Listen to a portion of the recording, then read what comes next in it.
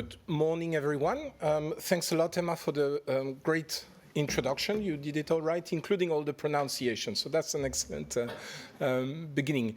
I lead the team dealing with cloud and software policies at the European Commission. And what I will entertain with you in the coming 10 minutes, 15 minutes, is about the plans we have on the so-called Cloud and AI Development Act, and you have a longer title there for a second related piece of policy that is keeping us busy at the moment. Where are we today in Europe? The best way to start is usually to refer to the digital decade targets, which are our two out of the 10 European digital decade targets are about cloud and edge. Two targets, one on 75% of European business using cloud. So it's a target about using an uptake of cloud services, and another one about the deployment of edge solutions or nodes in Europe. Where are we today? 45% of European businesses use cloud services. We're growing steadily. There was a positive bump during COVID for understandable reasons. We're otherwise growing at 1.5–2% per year, and those are figures reported by Eurostat and are fairly solid. EU businesses are all type of businesses, so large companies down to your plumber or the bread shop next to your place. The node deployment is started from zero, so the increase is, I mean, if I had to put there a percentage, it's plus 200% in the last 2 years or something like this. But it's growing much faster. Both those figures will be updated in the forthcoming Digital Decade Report of 2025, adopted literally in the coming days. So stay tuned for that. Looking at the overall landscape of technologies needed, we're looking, and there's usually a lot of confusion in between different terminologies about what are high-performance computers, what is cloud, what are data centers, how does the whole thing fit together.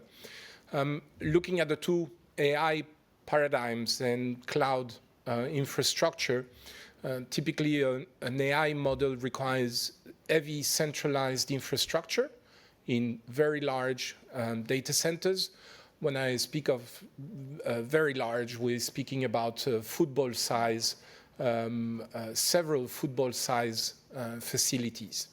And they need to be close from each other. In the US, they tend to call them data centers or cloud data centers or AI cloud data centers, and very often, because those football fields are in proximity to each other, they speak about clusters. In Europe, our largest computers tend to be in so-called high-performance computing facilities. Similar type of, it's a bit different in the sense of microprocessors, but the distribution can be much more broad. And finally, for applications that are latency critical, so think about your autonomous driving or your real-time AI support for surgeons or things like this, you need edge computing where the response time from the end user for the response time back to the end user is almost immediate. We're speaking about anything below 20 milliseconds as opposed to usually in an email, when you check your emails on your phone, it's rather 1,000 milliseconds and it's not bothering a human. But for an automated driver or a surgeon, it is critical. How does it look like? There are maybe not thousands, but there are dozens and dozens of reports out there of how the panorama looks like in Europe and in the world. Starting with the world, the data center, the data centers which are in the back of all these data and infrastructure, are growing very fast. we're in the middle of a complete boom. You can ask any data center operator in Europe. During the decade of the 2010s, the growth rate in Europe was about 8% per year. So a doubling every 10 years, something like this. The growth rate at the moment in Europe is about 15%. So a doubling of the capacity in the space of 2 years. Those figures are worldwide, but you see that in between 23 and 28 in the first line, the growth is significant. And you see that it's ported by AI workloads. That's the second line. But you see as well that even though AI plays a big role, to call it like this, the traditional cloud itself still plays a big role. And you see that AI workloads as well, from being more based on training needs, so centralized, are progressively moving to the edge and more to the inference. Where are we in Europe in this deployment of infrastructure capacity? And here I'm really speaking about, again, data center, physical, brick and mortar capacity. The right side graph is extracted from a federal German study released at the beginning of the year. That's why you see Germany there singled out. But the European capacity, as you see, is, when you look at the lighter lines, is about a third of the American and about half of the Chinese. So those are the figures I've got in mind. That study reveals slightly different proportions. But broadly, when you look at all the studies, we're roughly there. This doubling in the current 5 years, you see the German study identifies only a plus 70%, but broadly speaking, we're there. And what is striking is that even doubling, we're not catching up with other regions, and that the other regions, we're not only not catching up, but they're growing even faster. So I'm not pretending here that Europe needs are the same as other regions. I'm just saying that for a comparable GDP, reason dictates that broadly our needs should be roughly the same, or at least comparable, and they're not at the moment. On the left-hand side, you see the challenges that data center operators face when trying to develop more capacity in Europe. And this is not me saying, this is what we hear from the industry. When you speak to any data center operator, usually energy, access to energy is number one. Access to capital, depending on who's backing them. If it's banks, sometimes it's complicated. If it's own investment, that's usually more easy. And the fragmentation and complexity of permitting, those are the hard, tough cookies to crack. The underlying assumption, I think, for the whole day, and you will have heard this every, it's almost a daily news in the Financial Times and the likes, are huge investment announcements around the world. Stargate hit the mines at the beginning of the year. 2 weeks ago, it was the, I guess we can call it the Stargate extension in the Emirates, in the United Arab Emirates. And those are things that are very often happening outside of Europe, but not always. I'll come back to it in a second. There's another dimension, two other dimensions, because at the moment I was really only speaking about the data center as a physical infrastructure. There's two other dimensions that dictates a little bit our current thinking and what needs to be done. One is research and development. This is a bit the DNA of what we've been doing at the European Commission for decades now. And we feel that on the data center area and cloud computing in general, much more is needed. I'll explain to you in a moment why we believe and where we see the angles for improvement. And the other dimension, which has grabbed a lot of attention, is this idea put forward by Professor Draghi in his report from last autumn, that he puts forward a bit this balance in between the footprint of non-European cloud providers. And here I'm really speaking about cloud providers, not data centers anymore, really the ones providing the final services. What Professor Draghi says is, on the one hand, the footprint of non-European actors is so strong in Europe that there's no alternative but to accept it and play along and work with them. But at the same time, the EU must have the ambition, and is quoted here, to regain and retain control over data and sensitive cloud services. And is not framing this only in the context of cybersecurity, as in hackers hacking your cloud service, but is looking at other things. Confidentiality and technology risks are things we've kind of been working on for the last decade or so, but the operational autonomy is something that he points out as well, and that we are very much included in our thinking. In response to, if you want, this context or this problem statement, 2 months ago the Commission adopted the AI Continent Action Plan. Usually we do Greek pillars, Greek policies with the 3 pillars and a nice temple. Here, I guess it's more a web, a spider web with 5 legs or 5 sides. The 3 first ones, and I'll really focus on the first one, is infrastructure, then access to data and quality of data. You know that this is a big challenge for AI in general. But then the AI itself, that's the third pillar. And then the fourth one, skills, which is a complicated topic as well, and finally the regulatory simplification.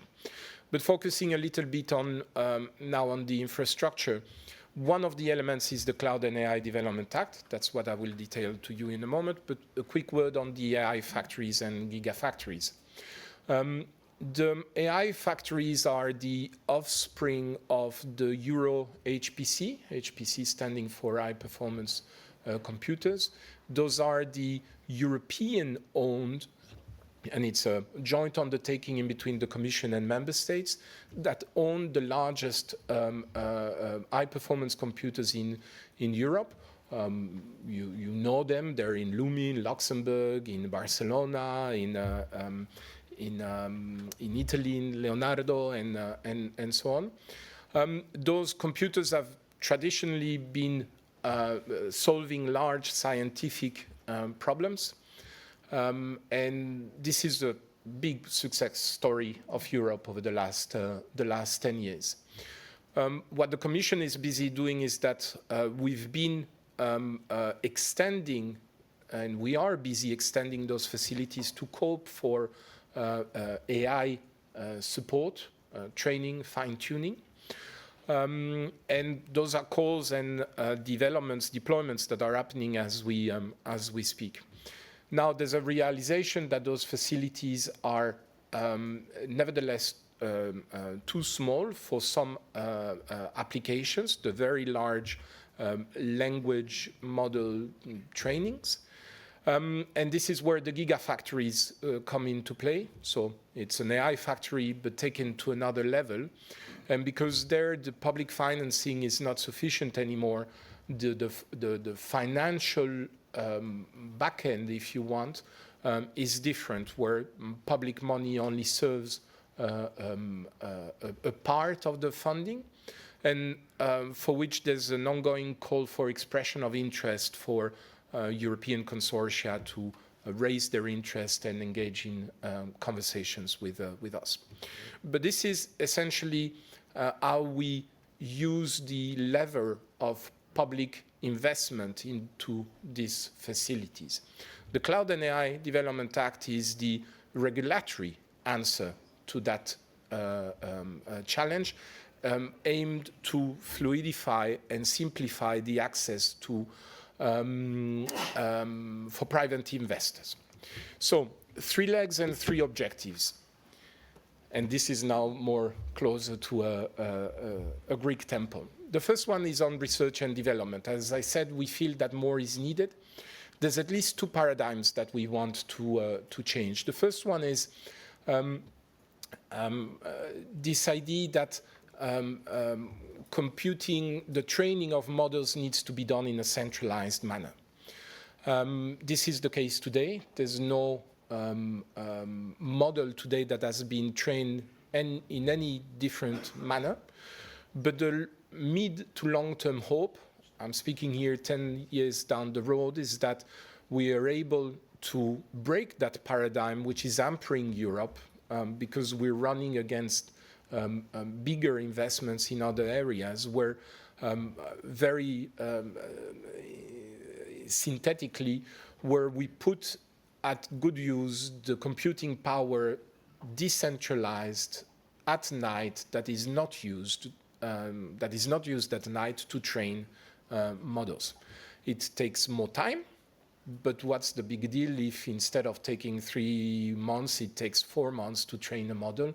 You still have your model, the computing infrastructure utilization has been much better, everybody got more into their money, and we've been optimizing that usage. The other paradigm is the cost of energy. In Europe, the cheapest energy in the Scandinavians, in France, is at the level of the US or China. In other countries, Germany, Italy, we are at 3 times, 4 times the cost. And so there's a self-serving need to be the world leaders in energy efficiency, managing the whole computing process. So the data center efficiency, the liquid cooling down to the chip core, not as it's done at the moment, and the integration of data centers in the grid to provide flexibility services to the grid, and up to the AI algorithms on how to make them more efficient. Today, if you take an AI specialized data center to training a model, so doing a single task, the chips are used at 75%. In a normal data center, the one you're busy consulting with your mobile phones in the room, the data center utilization rate is about 30%. So there's, we feel a big improvement that is needed and possible there, and research can help. On the deployment side, I said that broadly speaking, Europe is busy doubling its capacity, but we need to at least triple it. And in the AI Continent Action Plan, the objective of tripling it within the next 5 to 7 years has been put forward. Why triple? Because double is what the industry is already busy doing today, so we need to go faster. Somehow as well, because it coincides with today's capacity in the US. And, you know, because already moving from plus 100 to plus 200% is already a big challenge. But there's already an opening to say that this will not be sufficient and more is needed, but this more is not quantified. Again, because what will be the real needs are hard to anticipate. What are we looking at there is about making the life simpler for investors, data centers, cloud operators that need more computing capacity. So facilitating the access to energy, facilitating the permitting process. And where we're borrowing examples, and if I get a question, I'll gladly dig into those. Member states or regions in Europe, I'm thinking about Aragon, Catalonia, France, Sweden, have put special schemes in place to facilitate this. It takes in Spain still today 4 years to get the permitting done, 5 years in France, 6 in Italy, but only 9 months in Sweden. So it is possible to solve that problem or complications of permitting. And then the third pillar is about addressing the second part of Professor Draghi's equation, is about creating the right conditions, and this is where I will for once read what is written because the words are important, for highly secure EU-based cloud capacity to serve highly critical use cases. So we're looking at the niche that Professor Draghi identified, and we're moving from a fantastic economist report into progressively trying to put a lawyer's definition and a proper frame to this.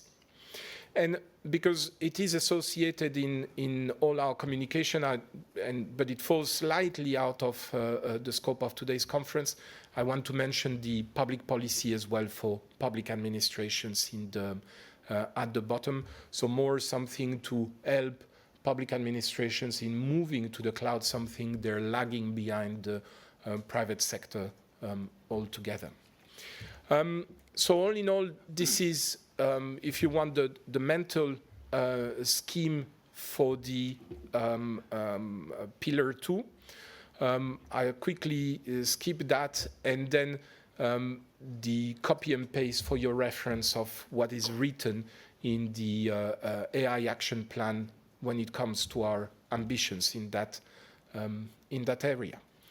The timeline is that we're busy at the moment conducting a study for which there's a workshop on the first results on Friday this week. So if you're interested, find my email and drop me a line. There's still a way of attending, including remotely if you have faraway colleagues. And the Commission work program speaks about an adoption at the end of the year or early next year.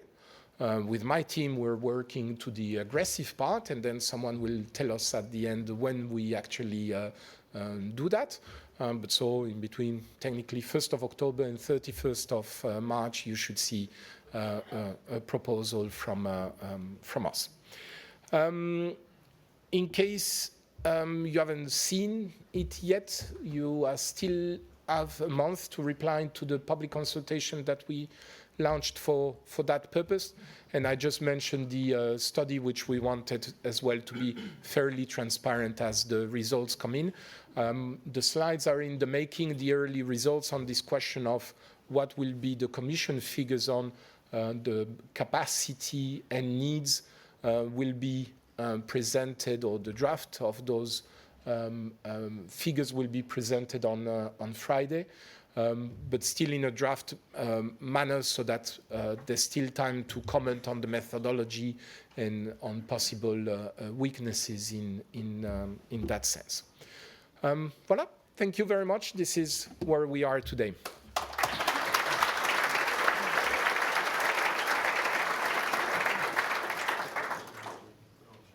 Many thanks, Manuel. Once more, many questions. Here's one of them. The US cloud providers are investing billions of dollars in European data centers. Is there a need to support local providers' plans for data center construction? So I think the answer is, I mean, I'm not sure the tone over which the question is asked is, if the question is about are international investors welcome in Europe, yes. The answer is yes. Europe is open for business, and the proof is that we wouldn't be in today's situation if it hadn't been the case in the past. When it comes to cloud services, I made the case earlier that yes, for a narrow, defined subsector of highly critical use cases, we need some EU-based, highly secure cloud capacity.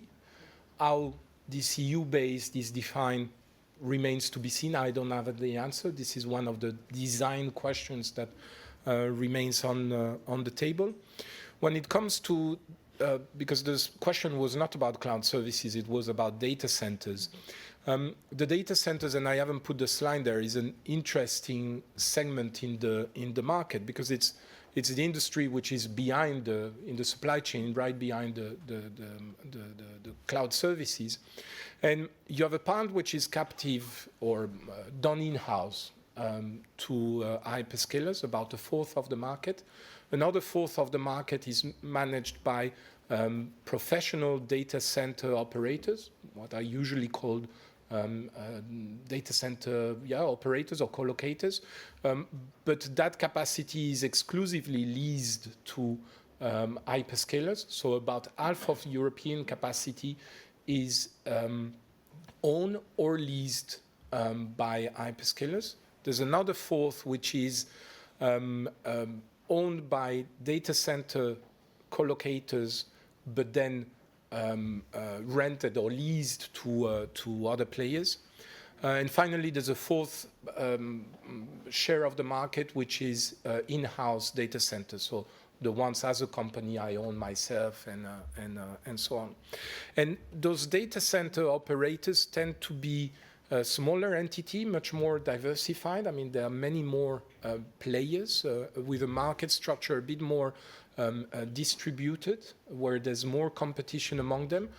Competition is always easy in a sector which is booming by 100, 200%. So, I'm sure they'll find their ways there. There's a lot of non-European there. But the feeling is that there's much more competition among them. So voilà, I hope that answers the question. I hope so too. Thank you very much, Manuel. Thank you very much.